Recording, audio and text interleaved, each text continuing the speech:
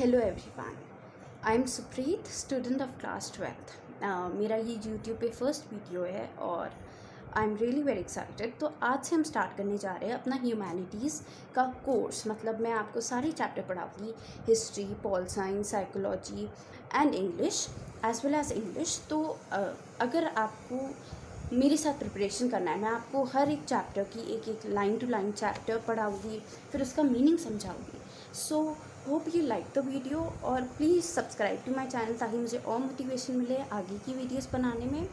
और आज हम स्टार्ट करने वाले हैं अपना chapter number 13, that is Mahatma Gandhi and the nationalist movement. So let's get started. ये आपको चैप्टर पार्ट्स में मिलेगा, ये मैं पहला पार्ट बना रही हूँ आज। तो मतलब मैं आज एक ये पार्ट अपलोड कर दूँगी, कल अपलोड कर दूँगी। तो अगर आप ऐसे करते करते एक एक चैप्टर करेंगे तो it will be very easier. और let me tell you, don't read it as a chapter, don't read it as यार पढ़ना है फिर उसके बाद पेपर देना पड़ेगा। No, read it as a story. मतलब एक गांधी जी थे, उन्होंने क्या किया हमारे देश के लिए। It's a story, it will tell you line to line what happened. तो फिर उसके बाद हमें एक क्विज सेशन रखेंगे, छोटे छोटे क्विज सेशन और live quiz session. Okay, so let's get started with our video. In the history of nationalism, a single individual is often identified with the making of nation. Thus, for example, we associate Garibaldi with the making of Italy, George Washington with the American War of Independence, and Ho Chi Minh with the struggle to free Vietnam from colonial rule. In the same manner, Mahatma Gandhi has been regarded as the father of the Indian nation. Insofar, Gandhiji was the most influential and revered of all the leaders who participated in the freedom struggle. That characterism is not misplaced. However, like Washington or Ho Chi Minh, Mahatma Gandhi's political career was shaped and constrained by society in which he lived. For individuals, even great ones, are made by history, even as they make history.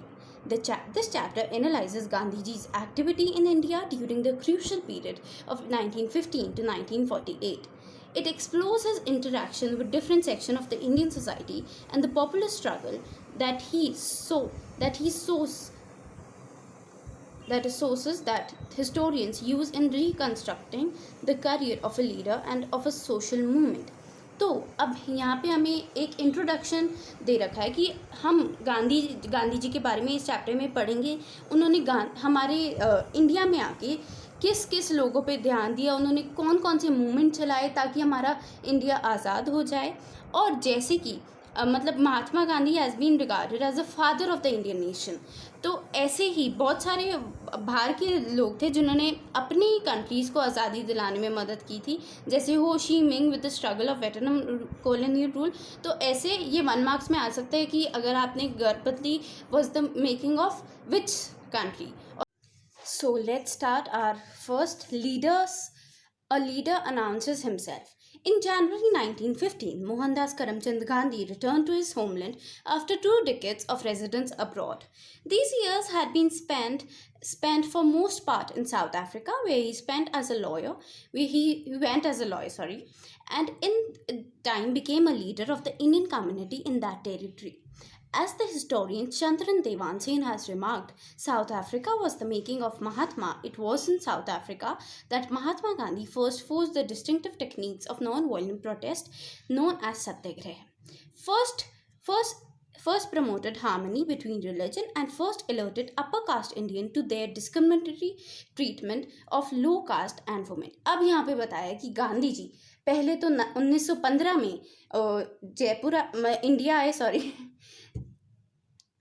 India आए और उनका पूरा नाम क्या था? मोहनदास करमचंद गांधी। और ये तो महात्मा नाम था, ये तो लोगों ने उनको दिया था, पर उनका पूरा नाम क्या है? मोहनदास करमचंद गांधी। और वो साउथ अफ्रीका में क्या बन के गए थे? वो पेशे से एक वकील थे। साउथ अफ्रीका में वो वकील थे और वो जो वहाँ पे जो इंडियन कम्युनिटी थी साउथ अफ्रीका में, वो उनके लिए भी काम करते थे ताकि ठीक है, the historian Chandra Devanesan has remarked. इस बार एक 1 मार्कर्स बहुत आएंगे, तो हमें हर एक लाइन में ध्यान रख के देखना है कि ये इंपॉर्टेंट है, इसको याद करना है। तो अब यहाँ पे क्वेश्चन आ सकता है कि who said South Africa was making of Mahatma. सबसे पहले आएगा Chandran Devanesan said that South Africa was making of Mahatma. It was in South Africa में ही गांधी जी ने सबसे पहले अपना मूवमेंट सत्याग्रह स्टार्ट किया, जो ये कहते थे कि अहिंसा नहीं चाहिए। तो साउथ अफ्रीका में ही उन्होंने सत्याग्रह स्टार्ट किया और प्रोमोटेड हार्मनी बिटवीन रिलीजन, और वो किसी को भी धर्म जाति पाति के आधार पर नहीं देखते, सब एक है। अब हम the India that Mahatma Gandhi came back to in 1915 was rather different from one that he had left in 1893. Although still a colony of British, it was far more active in political sense. The Indian National Congress now had branches in most major cities and towns. Through the Swadeshi movement of 1905 to 1907, it had greatly broadened its appeal among the middle classes. That movement had thrown up some towering leaders, among them Bal Gangadhar Tilak of Maharashtra, Bipin Chandra Pal of Bengal, and Lala Lajpat Rai of Punjab. The three were known as Lal Bal Pal, the alliteration conveying the all-India character of their struggle, since their native provinces were very distant from one another, where these leaders advocated militant opposition to colonial rule. There was a group of moderates who preferred a more gradual and persuasive approach.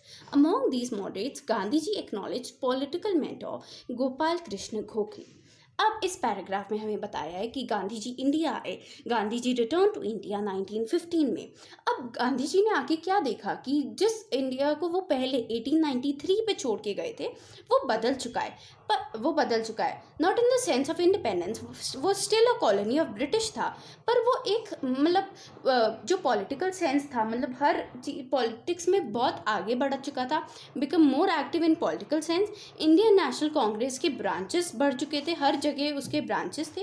और जो गोपाल कृष्ण गोखले थे, Gandhi ji acknowledge political mentor, Gandhi ji उनको अपना ऐसे political mentor के तौर पे देखते थे, किनको, Gopal Krishna Gokhale, as well as Muhammad Ali Jinnah, who like Gandhiji was a lawyer of Gujarati extraction trained in London.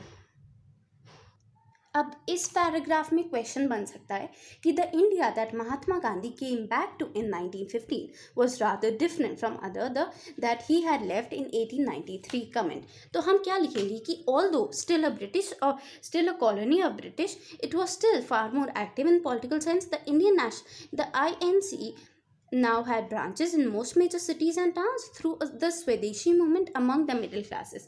अगर आप ऐसे एक पैराग्राफ पढ़े और उसमें से मेन इंपॉर्टेंट क्वेश्चन छान ले तो it will be very easy for you to understand the chapter and to learn question answer side by side.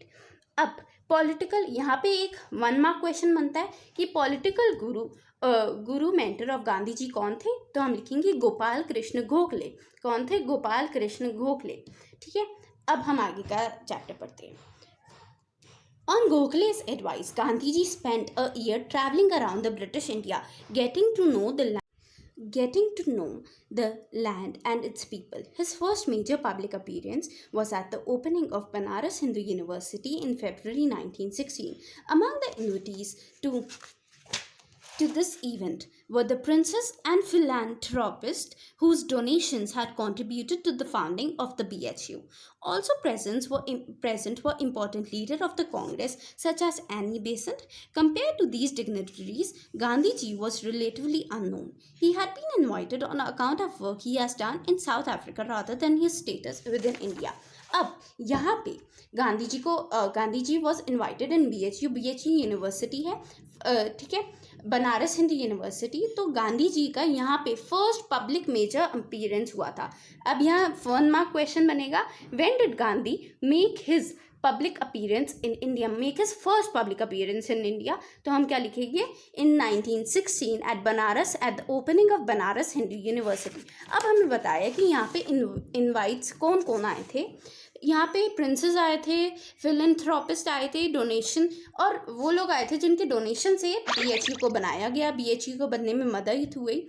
Also present, और एनी बेसेंट तो जो थी उस टाइम की कांग्रेस की बहुत मतलब कांग्रेस की एक लीडर थी।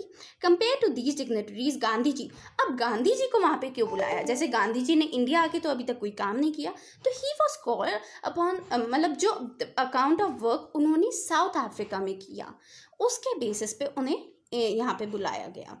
अब when his turn came to speak, Gandhi ji charged the Indian elite with a lack of concern for the laboring poor.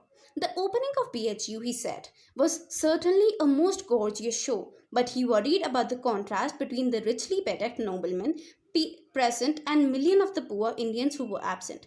Gandhi ji told privileged invitees that there is no salvation for India unless you strip yourself for this jewelry and hold it in a trust for your countrymen in India.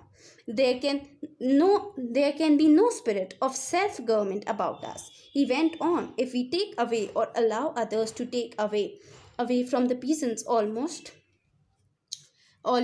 the whole of the results of their labor, as salvation can only come through the farmers. Neither the lawyers nor the doctors nor the rich landowners are going to secure it. अब गांधी जी की जब turn I बोलने की, तो उन्होंने किस पे ज़्यादा ध्यान किया? उन्होंने अब हमारे देश के पेजेंट्स, फार्मर्स जो खेती बाड़ी करते हैं उन पे ज़्यादा ध्यान दिया। और गांधी जी ने ये लाइन भी कही कि यहाँ इंडिया में इंडिपेंडेंस तभी आ सकती है जब इंडिया में इंडिपेंडेंस हमारे फार्मर्स की वजह से ही आ सकती है। ना कोई लॉयर काम आएगा, ना कोई डॉक्टर काम आएगा, और ना ही कोई रिच लैंड ओनर काम आएगा।